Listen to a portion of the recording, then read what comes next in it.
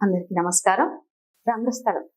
రంగస్థలం అనగానే మనకి సినీ రంగంలో చాలా మంది గుర్తుకొస్తూ ఉంటారు. ఎస్వి రంగారావు లాంటి వాళ్ళు, ఎన్టీ రామారావు లాంటి వాళ్ళు.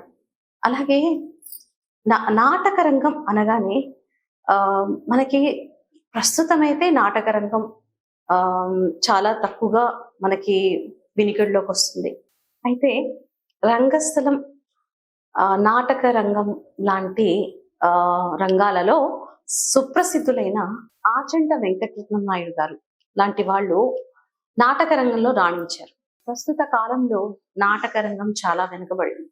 కానీ కొంతమంది మహనీయుల వల్ల ఇంకా ఇప్పటికీ మనం నాటక రంగంలో కొంతమంది నాటకాలు చూస్తూ ఉంటాం. అయితే అలాంటి వారిలో అగ్రగణ్యులైన శ్రీ ఆచంట బాలాజీ నాయుడు గారితో మనం ఉన్నాము. వారు మన స్టూడియోకి వచ్చినారు. వారితో వారి ఎక్స్పీరియన్స్, వారి అనుభవాలన్నింటినీ తెలుసుకుని వారితో మాట్లాడదాం. ముందుగా, తెలుగు నాటక రంగం బ్రతికితే తెలుగు భాష బ్రతుకుతుందంటారు. ఎందువల్ల అంటారు? అమ్మా, ఒక్క మాట చెప్పనా? తెలుగు పద్యం అజరామరం. ఏ భాషలోనూ లేని సౌందర్యం ఒక్క తెలుగు పద్యంలోనే ఉంది. అటువంటి తెలుగు పద్యం చదవటం వస్తే చాలు, ఏ వృత్తిలో అయినా రాణిస్తాడు. అప్పిచ్చువాడు వైద్యుడు ఎప్పుడు ఎడతెగక పారు ఏరున్, ఇది చదవమనండి. ఇవాళ వస్తున్న సోకాళ్ళు మరి మీకు తెలిసి నేనంటే ఏమన్నా ఇబ్బంది పడతారేమో కానీ ఈ యాంకర్లందరికీ పెళ్ళి తప్ప పెళ్ళి తెలియదుగా, కళ్ళు తప్ప కళ్ళు అక్షరం తెలియదుగా.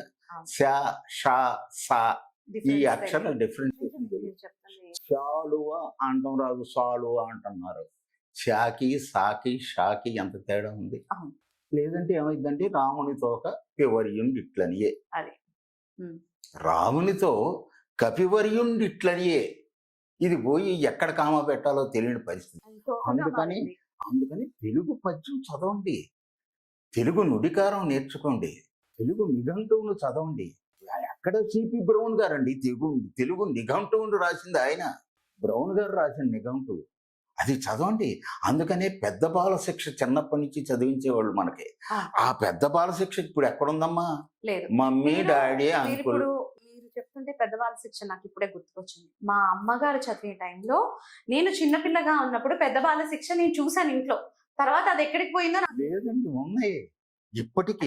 చదవడం లేదు. ఎవరు చదవటం లేదు. ఎలా చదువుతారండి?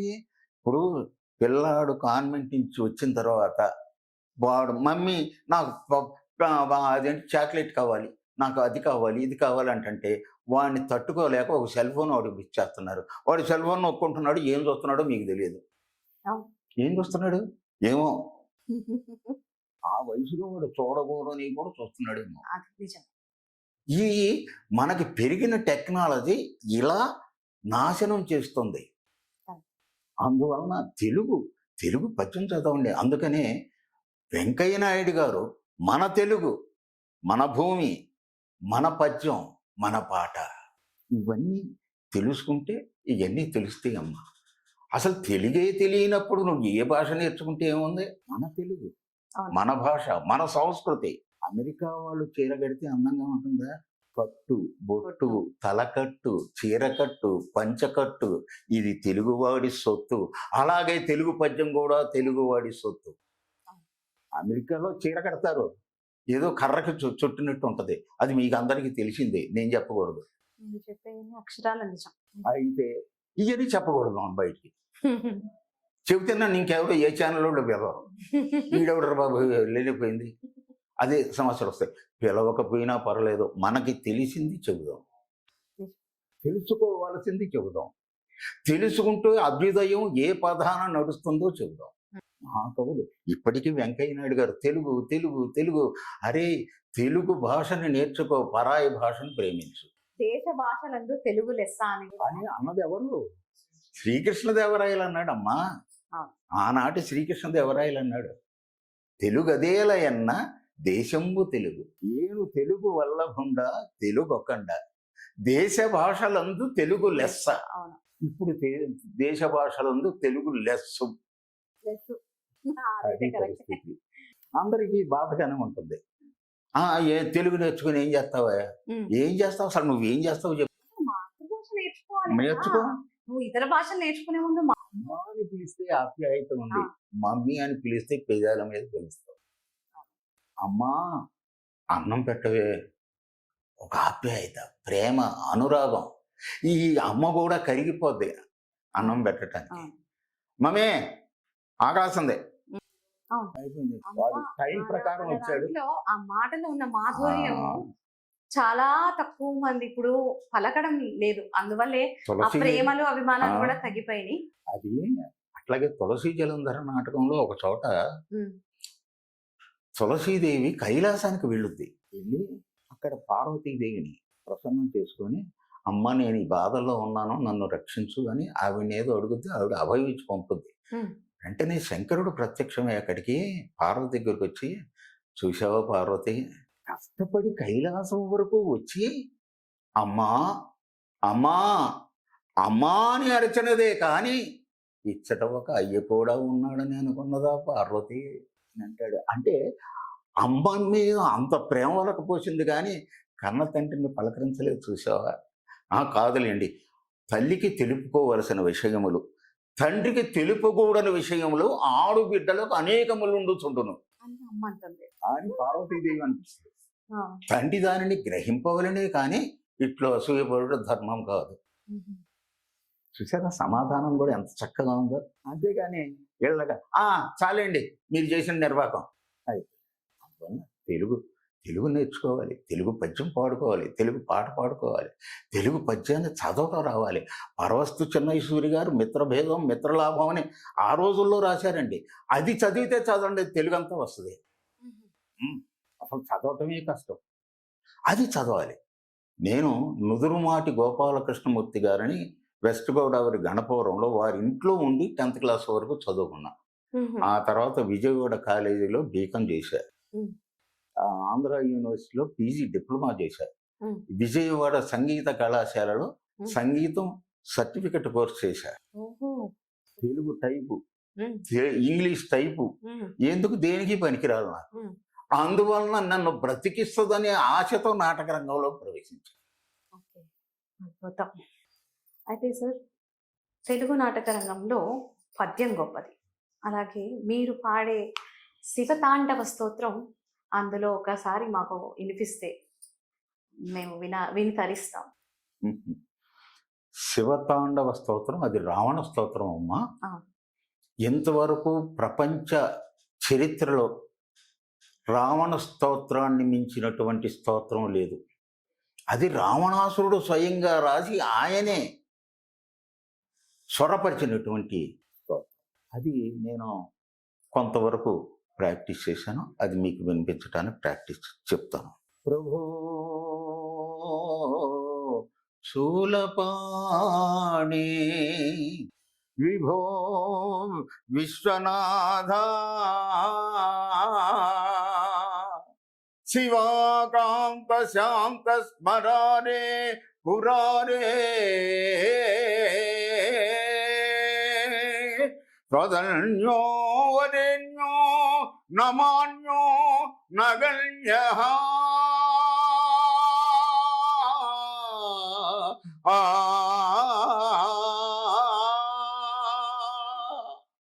శ్మశానే శయానాం మహస్థానవాసం శరీరం గజానాం సదా చర్మవేష్టం నిశాచం పిశాచం పశూనాం ప్రతిష్టం భజే నీలకంఠం భజే పార్వతీశం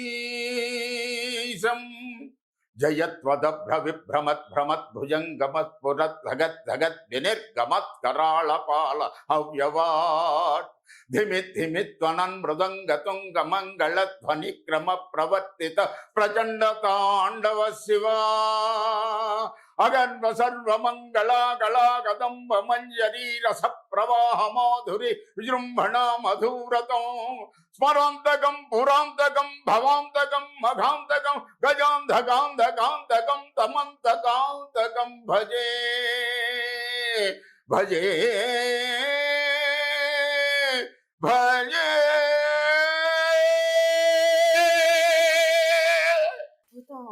అద్భుతం అద్భుతం. చాలా అసలు మీరు అలా స్తోత్రం అలా పాడుతూ ఉంటే నాకు అలా కళ్ళు మూసుకుని ఆయన స్తుతించినట్టే ఉంది. అద్భుతంగా వాడారు నిజంగానే. అయితే సార్ నిజంగానే మా కళ్ళ ముందు శివుడు నర్తించినట్టుగా ఆ తాండవం చేసినంత సాక్షాత్కారం అయినంత ఇది కనిపించింది. ఆ వైబ్స్ కానీ మీరు పాడుతుంటే అలా ఫీల్ మాకు రప్పించారు. నిజంగా చాలా థ్యాంక్ యూ సార్. ధన్యవాదాలమ్మా. సార్ మీ సుదీర్ఘ అనుభవంలో ఎంతో మంది అభిమానులు మీరు సాధించారు. అలాగే మీరు అభిమానించే రంగస్థల నటులు, మీరు అభిమానించే వాళ్ళు గొప్ప నటులు ఎవరో ఉండుంటారు ఈ అనుభవంతో. వాళ్ళలో ప్రత్యేకత మీరు అభిమానించే నటులు ఎవరు? నాటకరంగం లబ్ధ ప్రతిష్ఠులైన ప్రతి కళాకారుడు ఒక ఉన్నత శిఖరం. ఆ శిఖరంతో నటించేటప్పుడు వాళ్ళ దగ్గర మనం నేర్చుకోవలసిన విషయం ఏముంది అని గ్రహించగలగటమే నటుడి యొక్క బాధ్యత. అలాంటి వారిలో నేను నటించి వారితో పాటు కొంత ప్రయాణం చేసిన వాళ్ళలో పీసపాటి నరసింహమూర్తి గారు.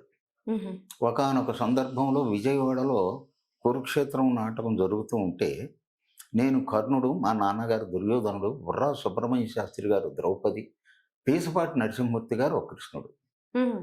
ఆ సెంట్రల్ సీను అంటే రాయబారం సీన్ జరుగుతుంటే కర్ణ సందేశం ఆ సీన్కి వచ్చేటప్పటికి, ఏరా మొత్తం పద్యాలు నువ్వు వరుసను ఒక 5 పద్యాలు రాశారండి కవి గారు, కృష్ణుడికి 5 పద్యాలు రాశారు. పద్యం అందామా, మొత్తం పద్యాలు నువ్వు అంటే మొత్తం పద్యాలు నేను అన్నా అని అడిగారు నన్ను. మీ ఇష్టం గురువు గారు, మీరు ఎలా అనమంటే అంట. ఓ పని చేయి, మొదటి 4 పద్యాలు నేను చదివేస్తాను, ఆ తర్వాత మొదటి 5 పద్యాలు నువ్వు చదివేసుకో అన్నారు. ఆ రోజుల్లో పద్యం పాడటం లేదు, చదవటమే పీసపాటి గారి టైంలో. అలాగే గురువు గారు అన్నాం, అయిపోయిందండి పద్యం, ఆయన పద్యాలు అయిపోయినాయి, నేను పద్యం చదివాను. ఆయన శృతి పెట్టుకున్నాం, శృతి సమస్వతి ఉంటుంది, ఒకే శృతి పెట్టుకొని పద్యం జరుగుతుంది, నాటకం జరుగుతుంది.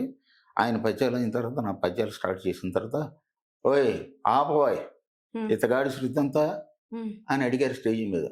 మీ శృతే గురువు గారు అన్నాడు ఈయన హార్మోనియం. మరి ఇంత సౌండ్ వస్తుంది ఏమిటి, దానికి నేనేం చేయనండి అన్నాడు ఈయన. సరే అయిపోయిన తర్వాత గ్రీన్ రూమ్కి వెళ్ళి నాన్నగారితో పీసపాటి గారు అన్నమాట, వెంకటరత్నం రత్నాన్ని కన్నావాయ్, నీకు అమేయమైన కీర్తి తెస్తాడు నీ పుత్రుడు అన్నారు ఆయన. అది గొప్ప బ్లెస్సింగ్ కదా. అటువంటి నటులు ఆశీర్వదించటం చాలా గొప్ప విషయం. అలాగే షణ్ముఖ ఆంజనేయరాజు గారితో నటిస్తున్నప్పుడు ఒకానొక సందర్భంలో షణ్ముఖ ఆంజనేయరాజు గారు, ఆ రోజులు ఈ సెల్ ఫోన్లు లేవమ్మా, ఒక ఉత్తరం రాశాడు మా నాన్నగారికి. వాడు బాలాజీ మంచి కీర్తి వస్తుంది అన్నయ్య, నీకంటే గొప్ప కీర్తి సంపాదిస్తాడు వాడు, కానీ ప్రాక్టీస్ బాగా చెయ్యమని చెప్పు, ప్రాక్టీస్ లోపం కనపడుతుంది వాడి దగ్గర అని మా నాన్నగారికి ఉత్తరం రాశాడు. ఆయన ఆ ఉత్తరం, ఇగో మీ పెదనాన్న ఏదో ఉత్తరం రాశాడు చదువుకో, ఈయన మా నాన్న అది చదివితే అందులో విషయం ఇది. మరి వారు నా దగ్గర ఏముందో కనిపెట్టారు, ఏమి లేదో కూడా కనిపెట్టి ఇది ఈ లోపాన్ని సరిదిద్దుకోమను అని షణ్ముఖ ఆంజనేయరాజు గారు రాశారు. మరి ఈ వారితో కలిసి నటించడం వల్లే కదా తెలిసింది, లేకపోతే తెలియదు. అలాగే వల్లూరు వెంకటరామయ్య చౌదరి గారు, వీడి డైలాగులు ఏదో మత్తుంది అన్నయ్య, వీళ్ళిద్దరూ అన్నయ్య అనుకునేవాళ్ళు, మా నాన్నగారు ఆయన, వీడి డైలాగులు ఏదో మత్తుంది, వీడి డైలాగు మత్తుని జనానికి ఎక్కించాలి అని రామరావణ యుద్ధం నాతో తయారు చేయించి వల్లూరు వెంకటరామయ్య చౌదరి గారు. రావణాసురుడికి బాగా బాగా డైలాగ్ రాశాడు తాంట సుబ్రహ్మణ్యం గారు. అందువలన ఆ డైలాగ్ వెర్షన్ ఎక్కువ ఉంటుంది కాబట్టి, ఆయన పోషించిన పాత్ర కాబట్టి ఆ డైలాగ్ వెర్షన్ ఈడి నోట్లో నుంచి వస్తే ఆ మత్తు జనానికి ఎక్కుద్ది. మనకంటే కూడా అవతల వ్యక్తికి మనలో ఉన్న టాలెంట్ ముందు కనిపిస్తుంది. ఇలా వాళ్ళందరి ప్రముఖుల ఆశీస్సులన్నీ పొంది నేను ఇవాళ నాటకరంగం మీద నిలబడ్డానంటే వారందరి అమూల్యమైన ఆశీస్సులే కారణం. అయితే మీ నాటక రంగంలో మొదటి గురువు ఎవరు మీకు? మా నాన్నగారు. వారి పేరు? ఆచంట వెంకటరత్నం నాయుడు గారు. ఓకే. అయితే రెండవ గురువు ఇంకెవరన్నా ఉన్నారా మీకు? మా గురువు గారు తెలుగు పండిట్ నుదురుమాటి గోపాలకృష్ణమూర్తి గారు. ఓకే. సో వీరిరువురు మీ గురువులు. ఓకే. స్ఫూర్తినిచ్చింది మీ నాటక రంగంలో రావడానికి స్ఫూర్తి కూడా మీ మా నాన్నగారేనండి. ఎందుకంటే నిరంతరం మా ఇంట్లో రిహార్సల్ జరుగుతుండేవండి. హ్మ్. మా అమ్మగారు వండి పెట్టడం, నేను వడ్డించడం. హ్మ్. నేను కాలేజీ నుంచి రావటం, సాయంత్రం అయ్యేటప్పటికి వాళ్ళందరికీ మిగిలిన వడ్డనలు చేయటం, వాళ్ళకి మంచి అదేంటి మంచాలు గించాలు సరి చేయటం, హ్మ్. వాళ్ళు పద్యాలు పాడుతూ ఉంటే వినటం. ఓకే. ఈ విని విని విని ఆ పెచ్చంతా నాకు ఎక్కింది. ఓకే. అంటే మీ స్టడీస్ ఎంతవరకు? మీ స్టడీస్ నేను బీకామ్ ఎస్ఆర్ఆర్ కాలేజీ అండి. ఓహో! Okay. PG diploma in public accounting, హ్మ్. ఆంధ్ర యూనివర్సిటీ. అయితే సార్ మీరు ఈ నాటక రంగంలో కాకుండా వేరే ఇతర ఉద్యోగాల్లో కానీ ఏమన్నా? నేను ఆల్ ఇండియా రేడియో జాబ్ చేశానండి, ఓకే. రిటైర్డ్. హుహు. ఆ తర్వాత ఇంకా బయట ఏం ఉద్యోగాలు చేయలేదు, ఎందుకంటే నాటకం ఆడతానంటే ఎవడు సెలవు ఇవ్వడు. దానికి ఇబ్బంది ఉంది అవును. ఈ వృత్తికి. కంప్లీట్ గా మీరు మీ డె- జీవితాన్ని నాటక రంగానికి డెడికేట్ అంకితం చేశాం. చేశారు. ఒక రకంగా డెడికేషన్. అద్భుతం, అద్భుతం. అలా చేసే మా కుటుంబాలను పోషించుకున్నాం. హ్మ్. నాటక రంగం మీద వచ్చిన ఆ ఒక్క రూపాయో ఎంతన్నా అవనండి, ఆ ఆదాయంతోనే మా కుటుంబాలను పోషించుకున్నాం. మా తండ్రి గారి దగ్గర నుంచి నా వరకు. మా తాతగారు ఆర్టిస్టు. హ్మ్. ఆ రోజుల్లో అసలు వీధి భాగవతాలు, పైగా రంగులు, లైట్లు, మైకులు లేని రోజుల్లో ఆయన నాటకాలు ఆడారు. ఇటుకరాయి పొడి, బొగ్గు పొడి హ్మ్. అవి రాసుకొని, హ్మ్. మీసాలు మసి పూసుకొని, పూసుకొని. అవును. ఆ అప్పట్లో అంతే ఆ కదా. మేదర బద్దలతో, రంగులు లేవు. రంగులు లేని రోజుల్లో పెట్రోల్ మార్క్స్ లైట్లు కాదండి, ఈ లాంతర్లు పెట్టుకొని, లాంతర్లు. అవునవును. లాంతర్లు పెట్టుకొని స్టేజ్ మీద నాటకాలు ఆడేవారు. హ్మ్. ఆ విధంగా మా నాన్నగారిని ఆ స్టేజ్ మీద తీసుకెళ్ళి ఈ ఈ వేమన శతకం, హ్మ్. సుమతి శతకంలో ఉన్న ఆ పద్యాలు ఒకటో రెండో పాటించేవాడు. అయితే మీరు పౌరాణికం కాకుండా ఇంకితరితర ఏమన్నా నాటక రంగంలో ఏమైనా నేను చేశారా? From the beginning social artist అండి. ఓకే. సోషల్ ఆర్టిస్ట్లో రూపాయలు ఏమి రావు. హ్మ్. అవార్డులు ఇస్తారు, ఆ చెక్క ముక్కలు ఇంట్లో పెట్టుకోవాలి, దాని దేనికి పనికిరావు, ఉల్లిపాయలు ఒకటి కూడా తీసుకోడు అవును. అయ్యా. హ్మ్. అందువలన బతకటానికి దారి కావాలి. అవును. ఏంటి, నాటకాలు ఆడుతున్నానంటే నాకు పిల్లను కూడా ఎవరు ఇవ్వాల. హ్మ్. ఆ తరువాత ఇందులోకి వచ్చా. అయితే సార్ మీరు ఈ ఫీల్డ్‌లో ఉన్నారు కాబట్టి నాదో చిన్న ప్రశ్న ఏంటంటే నాటక నాటక సమాజంలో నాటక సమాజం బతికితే నాటక రంగం బతుకుతుందంటారు. అయితే వీటి మీద ఎన్ని కుటుంబాలు ఆధారపడి ఉంటాయంటారు? వీళ్ళకి ఎలా దారి చూపించొచ్చు? ఇప్పుడు ప్రస్తుత కాలంలో అంతరించిపోతుంది కాబట్టి ఈ నాటక రంగం. ప్రస్తుత కాలంలో వాళ్ళ జీవనోపాధి ఎట్లా ఉంటుంది? ఏంటి? ఒక పచ్చి నిజం చెప్తున్నా మీకు. హ్మ్. నాటక రంగం జీవనోపాధికి పనికిరాదు. హ్మ్. బ్రతికినా వాడు ఏదో అతి సామాన్యం జీవితం గడపవలసిందే. ఇవాళ ఉన్నటువంటి సోకాళ్ళు సోఫిస్టికేటెడ్ సమాజంలో బ్రతకాలంటే డబ్బులు కావాలి. డబ్బులు కావాలంటే నాటకం మీద పెద్దగా రావు. ఎవరో ఒక 10 మంది ఆర్టిస్టులు డబ్బులు సంపాదించుకుంటే సమాజాలు బ్రతకవు. అవును. సమాజం బ్రతకాలి. ఆ నాటకాలు ప్రదర్శించే సమాజాలు బ్రతికితే కట్టం లాగేవాడు, మేకప్ మ్యాన్, డోలకిస్టు, హార్మోనిస్టు, లైటింగ్ అతను, మిగిలిన 15 మందో 20 మందో ఆర్టిస్టులు అందరూ, వీళ్ళందరూ బ్రతకాలి. వీళ్ళందరూ బ్రతికితేనే సమాజం బ్రతుకుతుంది. ఈ సమాజం బ్రతికితేనే నాటక రంగం బ్రతుకుతుంది. అవును. నాటక రంగం బ్రతికితేనే పద్యం యొక్క ఉన్నతి దేశానికి వెల్లడవుతుంది. కాబట్టి బ్రతికించటానికి పనికిరావు. కాకపోతే ఇవాళ ఉన్న పరిస్థితుల్లో ఎవరో 10 మంది నాలాంటి వాళ్ళు, లేదా డివి సుబ్బారావు గారు, ఏ వెంకటేశ్వరరావు గారు, ఇట్లాంటి కొంతమంది ఒక 10 మంది ఆర్టిస్టులు ఉన్నారండి. ఏళ్ల మీద లెక్క పెట్టడానికి పనికొచ్చేవాళ్ళు, ఏ గ్రేడ్ అని చెప్పుకుంటామే 1 to 10. వీళ్ళు డబ్బులు సంపాదించుకుంటారు, సమాజాలు బ్రతుకు. అయితే దీని మీద ఆధారపడి ఉండే వాళ్ళ ఏంటంటారు భవిష్యత్తు నెక్స్ట్ చాలా కష్టం, అనేది ఇది అంతరించిపోతున్న చాలా కష్టం. దీన్ని జీవనోపాధిగా ఎంచుకోవద్దు. గతంలో నాటకం ఎందుకు బ్రతికిందంటే ఉత్సవ కమిటీలు ఉండేవి. వినాయక చవితి వస్తే వీధుల్లో పందిర్లు వేసేవాళ్ళు, ఒక కమిటీ ఉండేది. ఇలా ప్రతి గ్రామంలోనూ నాటకాలు పెట్టేవారు. అవును. వినాయక చవితి వస్తే 9 రోజులు 9 నాటకాలు ఉండేవి. ప్రతి సమాజం ఒక 9 నాటకాలు ఆడుతుంది అనే ఒక నిర్దిష్టంగా ఒక గ్యారంటీ ఉండేది. దానివల్ల ఈ 10 మంది కూడా ఆ వచ్చే 10 రూపాయలు 100 రూపాయలు దాన్ని పెంచుకొని పోషించుకున్నారు. ఉమ్. ఇవాళ ఏది పందిరి అంటే పోలీసు వాళ్ళ పర్మిషన్ కావాలి. పోలీసు వాళ్ళ పర్మిషన్ లేకపోతేనేమో వాళ్ళేమో నాటకానికి జనం రావటం లేదని రికార్డింగ్ డ్యాన్స్ అంటారు.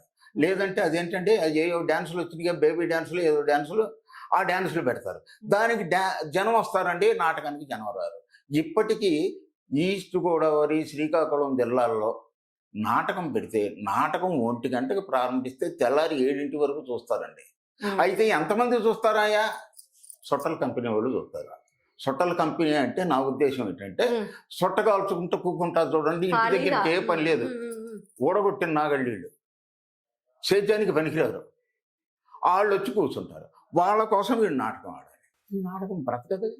అయితే అసలు ఈ రంగం నుంచే మనకి అప్డేట్ అయ్యే సినీ రంగం స్టార్ట్ అయింది. నా ప్రశ్న ఏంటంటే అంటే పుట్టినిల్లు అంటారు కదా, రంగస్థలం అనేది పుట్టినిల్లు. ఏ రంగానికైనా ఏ కళలకైనా పుట్టినిల్లు. అలాంటి రంగస్థలం వెనకబడిపోతే మన కళలన్నీ వెనకబడిపోయినట్టే. మీరేమన్నా ఇది ముందుకెళ్ళటానికి మీకేమన్నా ఒక ఐడియా? మాట చెప్పాలా? అమ్మకు అన్నం పెడితే వృద్ధాశ్రమాలు ఉంటాయండి. అదే మనం అదైతే మీరు నాటకం పుట్టినిల్లే, నాటకం తల్లే, సినిమా పిన తల్లి అని అక్కినే నాగేశ్వరరావు గారు చెప్పారు. నాటకానికి అన్నం పెట్టగలిగే, తల్లికి అన్నం పెట్టగలిగే వాళ్ళు ఉంటే వృద్ధాశ్రమాలు ఎందుకు ఉంటాయండి? గతించిన తర్వాత ఎవరి దారి ఆడిదే. ఎవరో కొంతమంది ఉంటారు అంటే అందరినీ అంటలేదు. కొంతమంది కొన్ని పరిస్థితుల ప్రభావంతో వాళ్ళు ఉద్యోగాలు ఇచ్చే ఎక్కడికో వెళ్ళిపోవటం, వీళ్ళని తీసుకెళ్ళి వృద్ధాశ్రమాల్లో పడటం, వీళ్ళ జీవితం వీళ్ళది, వాళ్ళ జీవితం వాళ్ళది. అందువలన నాటక రంగానికి ప్రభుత్వం ఆదుకోవాలి. నేను కూడా అదే అడగబోతున్నా. మీరు మీ వంతు మీరు ఏం చెప్పబోతున్నారు? ప్రభుత్వం ఆదుకోవాలి. ఇప్పుడు దేశంలో ప్రసిద్ధ దేవాలయాలు కొన్ని ఉన్నాయి. తిరుపతి, విజయవాడ, అన్నవరం, ఇంకా ఇటువంటి ఏ గ్రేడ్ దేవాలయాలు ఉన్నాయి, బి గ్రేడ్ దేవాలయాలు ఉన్నాయి. ప్రతి వారం ఒక నాటకం పెట్టండి స్వామి, మీకు పోయే లాసం ఉంది. అద్భుతం. అంటే గవర్నమెంట్ వీళ్ళని ఆదరించాలంటే వాళ్ళని కరెక్ట్ మీరు చెప్పారు. ఊళ్ళల్లో కానీ పెద్ద పెద్ద క్షేత్రాల్లో ఒక నాటక రంగం అనేది పాత కళల్ని తీసుకొస్తే ఖచ్చితంగా బతికే ఛాన్సెస్ ఉన్నాయి అంటారు. నేను నాటక రంగం ఉంది కాబట్టి నాటకం గురించి మాట్లాడుతున్నాను. ప్రతి దేవాలయంలో ప్రతి వారం ఒక నాటకం పెట్టండి. అంతరించిపోతున్న కళ నాద నీరాజనం అని తిరుపతిలో పెడుతున్నారుగా, నట నీరాజనం అని కూడా పెట్టండి. ఎందుకు పెట్టరు? స్వామివారి సొమ్ము ఇవ్వద్దన్నాడా? నేను ఇక్కడ చివరిగా ఒక ప్రశ్న ఏంటంటే, మీ వంతు మీరేమన్నా ప్రయత్నం చేస్తున్నారా గవర్నమెంట్ దాకా తీసుకెళ్ళటానికి? మీ ప్రయత్నాలు అన్నీ జరిగినాయండి. గతంలో నాటక అకాడమీ చైర్మన్ అని ఒకళ్ళు పెట్టారు. ఆవిడకి అసలు నాటకమే తెలియదు. నాటకమా అందావిడి, అటువంటి పరిస్థితి. ఇప్పుడు నాటక రంగానికి ఒక చైర్మన్ ఉన్నాడు. ప్రభుత్వం నుంచి ఏమొస్తాయో తెలియదు. ప్రతి దేవాలయంలోనూ, ప్రతి హిందూ ధార్మిక సంస్థలు నిర్వహించే కార్యక్రమాల్లో కూడా ఒక భక్తిరస నాటకం లేదు, పురాణ పాత్రలతో కూడినటువంటి నాటకం. సనాతన ధర్మాన్ని రక్షించడానికి ఇది ఒక ప్రాతిపదిక. అసలు పురాణ పురుషులు ఎవరో తెలియకుండా సనాతన ధర్మాన్ని ఎలా రక్షిస్తారండి? ఇది కావాలి. ఇది లింకప్ చేసుకుంటూ ప్రపంచంలోకి తీసుకెళ్ళండి. అయితే కుర్రవాళ్ళు ఈ నాటకం చూస్తారంటే అప్గ్రేడ్ చేయాలి. అప్గ్రేడ్ అవ్వాలంటే ఆర్థికంగా ఆదుకోవాలి ప్రభుత్వం. ఆర్థికంగా ఆదుకుంటే వీళ్ళు అప్గ్రేడ్ అయితే, గతంలో వాళ్ళు పాడారు కదా అని వీళ్ళు పాడటం మొదలు పెడితే ఎవరికి అక్కర్లే వాళ్ళ నాటకం. లేదండి, పద్యాన్ని చదువు, భావాన్ని చెప్పు, ఆ భావాన్ని జన హృదయాలలోకి చొప్పించు. అలా చేసిన నాడు నాటకం బ్రతుకుతుంది, ఆర్థికంగా పరిపుష్టి అవుతుంది. ఆర్థికంగా పరిపుష్టి అయితే పద్య నాటకం వెలుగొందుతుంది. ఈ వెలుగొందిన పద్య నాటకం వల్ల ప్రపంచవ్యాప్తంగా సనాతన ధర్మ దీపాన్ని దేదీప్యమానంగా వెలిగించగలుగుతాం. అయితే మీ తాతగారి నుంచి మీ నాన్నగారికి, మీ నాన్నగారి నుంచి మీకు, అలాగే మీ నుంచి మీ నెక్స్ట్ జనరేషన్కి ఈ నాటక రంగం చేరిందంటారా? అంటే మీ వరకు వెళ్ళిందని మాకు తెలుసు, మీ నెక్స్ట్ జనరేషన్ గురించి ఆదాయం వచ్చి బ్రతికిస్తుందనే ఒక నమ్మకం కలిగితే ప్రతివాడు వస్తాడు. అసలు బ్రతికించటానికి, అదిదే బ్రతకటానికి దారి లేకుండా తను కొట్లాడుకుంటా ఉంటే దీన్ని పట్టుకొని ఎవడ ఎలా ఆడతాడండి? ఎవడు వేలాడు. ఇప్పుడు ఆనాడు మా తాతగారు చేశారు, తర్వాత మా తండ్రి గారు చేశారు. తర్వాత దాని మీద నేను దానిలోకి వచ్చాను. నాకు 2 అబ్బాయిలు. ఆ 2 అబ్బాయిలకి మొహం మొత్తుంది మేము చేసిన ఈ చాకిరీ. ఏమండి నాటకానికి వెళ్ళొచ్చాం. ఇవన్నీ ఆరేసుకోవాలి, మడత పెట్టుకోవాలి, రంగులు చూసుకోవాలి, అవి చూసుకోవాలి, ఇవి చూసుకోవాలి. ఈ నిరంతరమైన ఈ చాకిరీ ప్రక్రియ అంతా చూసి చూసి వాళ్ళకి వెగటొచ్చి నాటకం వద్దు బాబోయ్, కూలైనా చేసుకొని బతుకుతాం, నీకో దండం. నీకు నన్ను అనే స్థితికి వచ్చారండి. నిజం మహా వాళ్ళందరూ కూడా ఎందుకు రావటం లేదంటే ఇదే నాటకం. ఇది మిమ్మల్ని బ్రతికిస్తుందని గ్యారంటీ ఇవ్వండి, వాళ్ళు కూడా ఇందులో ఉంటారు. కరెక్ట్. ప్రభుత్వం ఆదుకోవాలి. ప్రభుత్వం ఆదుకోకుండా నాయకులు అక్కడ కూర్చొని ఏదో మాటలు చెప్పేసి నేను ప్రతి మండలంలోనూ అదేంటి ఓపెన్ ఎయిర్ థియేటర్లు కడతాను. చైర్మన్ అన్నోడికి ఆడే సన్మానాలు చేయించుకొని ఆడే అవార్డులన్నీ తీసుకుంటే నువ్వు నాటకాన్ని ఏం బతికిస్తావండి? నాటక అకాడమీ చైర్మన్ నువ్వే అవార్డులు తీసుకుంటావు, నీకే సన్మానాలు, నువ్వు అధికారంలో ఉన్నావు కాబట్టి నీకు అవార్డులన్నీ వస్తాయి. మరి మిగిలిన వాళ్ళ సంగతి ఏంటి? ఇది కావాలి, ఇది గ్రహించండి. పాలకులు గ్రహించరు, పాలకులకు అక్కర్లేదు. పైగా అండి తినటానికి ఉండటానికి అన్ని వసతులు ఉన్న తర్వాత ఎంటర్టైన్మెంట్. ఒకప్పుడు థియేటర్లోకి వెళ్ళి సినిమా చూశారు, వాళ్ళు వెళ్తున్నారు థియేటర్కి. ఓటీటీస్ వచ్చేసి మరి ఓటీటీ అంటున్నారు. ఈగో పోయి రేపొద్దున ఇంకో టెక్నాలజీ రాబోతుంది, ఏంటో తెలియదు. అది శాసిస్తుంది. అది చేసేస్తుంది కొన్నాళ్ళు, చేస్తారు అన్ని అయ్యి అన్నీ అయ్యే చేసుకోబోతారు. మరి దీని మీద ఎందుకు వస్తారండి?